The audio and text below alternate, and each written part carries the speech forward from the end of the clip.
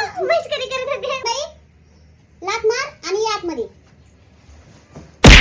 अगं बाई, नवऱ्याला नाही, ह्या तांब्याला लात मार, आतमध्ये ये. सासबाई तुम्ही तसं कुठं बोलल्या? थांबा वहिनी, तुमची पहिली पोरगी माझ्याच पोराला द्यायची. आता का बाई, माझी का पोरगी म्हणून तुमच्या पोराला द्यायची? तुमचं पोरग काही लय गुणाचं आहे का? अख्ख्या लग्नात गाचा गाचा गाचा गाचा खात हिंडत होतं. हितवर नाकात शिंगूड होता आणि ढेका टाकली तरी दिसणार नाही. असलं पोरग आहे तुमचं. काय रे लेकरं वाचा वाचा वाचा करताय? आता झालं ना लग्न, बस शांत. इथं काय बाजार बिजार लावलाय का?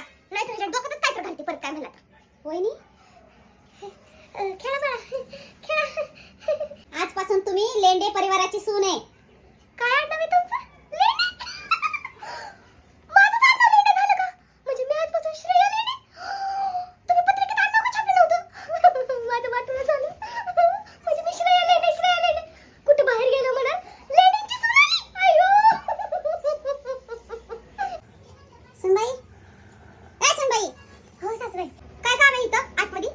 हा, बेडवर कोण नाही झोपणार. इथं मला आईस पैसे झोपायला लागते. तिकडे बाहेर निघायचं झोपायला. हॅलो मम्मी, तुम्हाला लग्नाच्या आधी का नाही सांगितलं ह्यांचं आडनाव लेंडे म्हणून? अगं, तू लग्न करायला तयार झाली नसती म्हणून नाही सांगितलं. अगं मम्मी, पण तू माझ्या आता अख्ख्या आयुष्याच्या लेंड्या करून टाकल्यास.